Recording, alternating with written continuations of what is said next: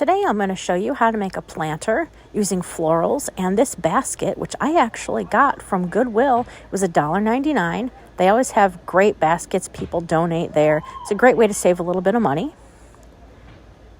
So I'm taking all the tags off. And here we go. It's kind of a pink daisy theme that I'm going with, so all the florals are going to coordinate. Now, this is not my favorite floral foam to use, but this is the only stuff that I had. So I used that, and I applied some hot glue on the bottom because I want to make sure that that secures to the bottom of the basket. And then I pushed it in there, and I let it dry for a few minutes just to make sure it fully adhered. Then I'm going to start adding in my florals. I've already used the stem cutter on one set, but these are all going to coordinate with the pink daisies, and then the ribbon coordinates as well. So I'm going to use my stem cutters here, snip all of these off. All these florals are from the at-home store. I love that. It's a great source to get very nice florals, and it's not usually that expensive. I'm going to start by first adding in all those delicate pink stems. I love these. They have such great movement to them. They're very lifelike. Absolutely gorgeous. I'm going to put those throughout in here. I think I want these to be the tallest part of the arrangement, so that's why I'm starting with that first. I'll put them in.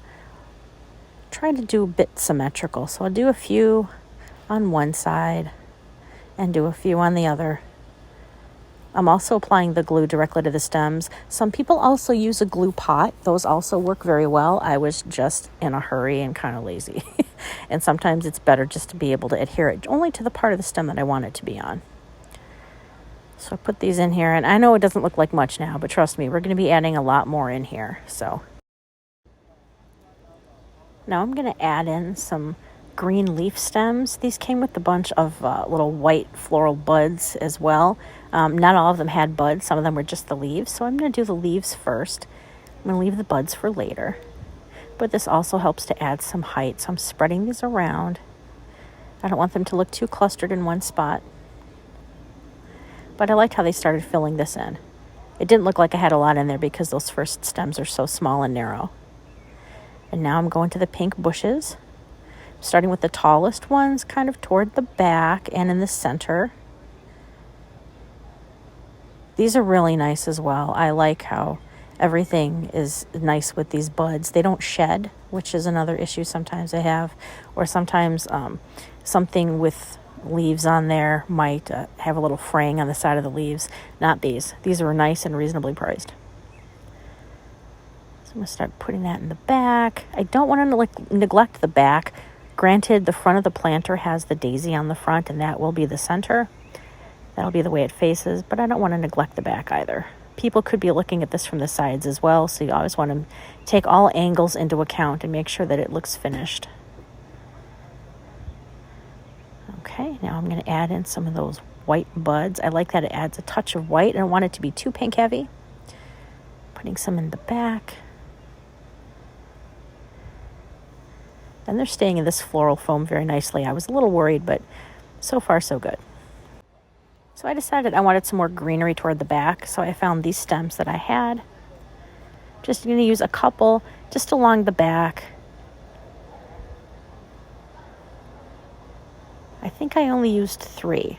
I did put one almost toward the center, but I fed some of the branches through the back of the handle just so it didn't look, I don't want it to look too symmetrical. So I didn't want to use 4, but that was also going to be too much green.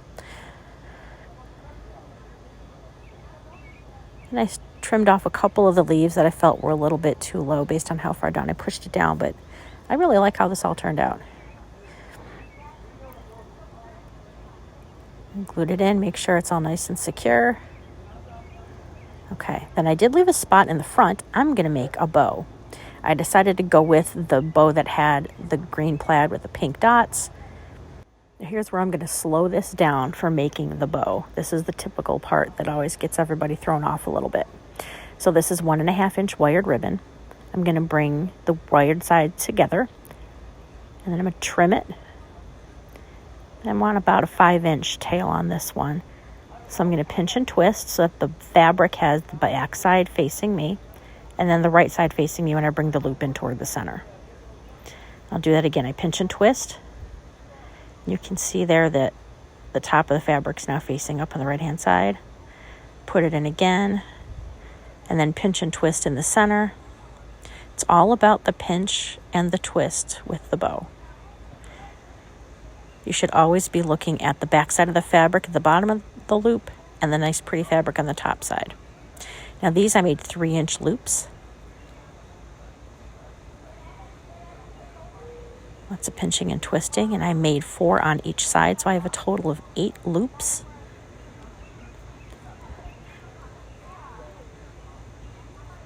When you make all the loops the same size, that gives you the nice rounded bow look.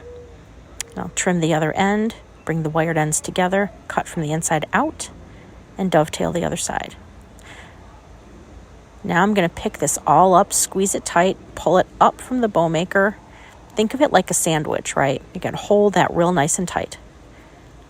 Then I'm going to take the pipe cleaner, put it on the back side under my finger.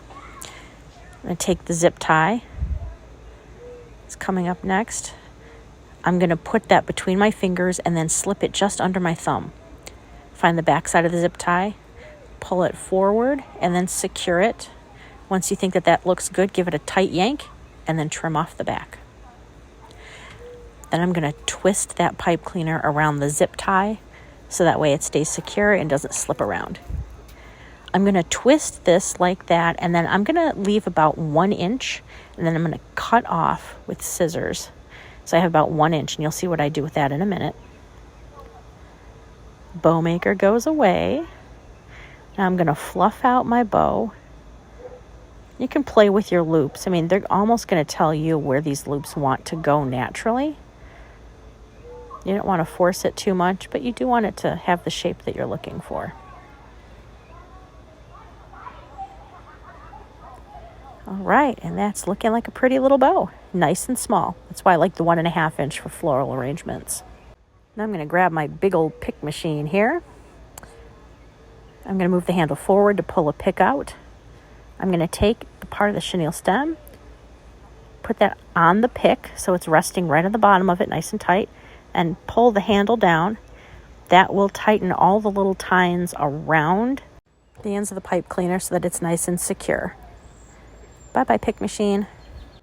And now it's time to put this inside the basket, adding the final finishing touch.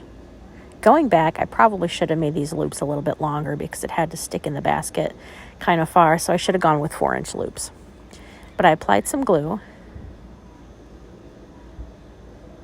That's to the end of the pick. They also make wood sticks you can buy and wrap things around as well. They work just as good. Just hot glue it to there and it should stay. Okay, I pull the tails out of the bottom so that they stick out the bottom of the basket. And then I start playing with my loops. I want them to stay a nice rounded shape. I don't want them to flatten out.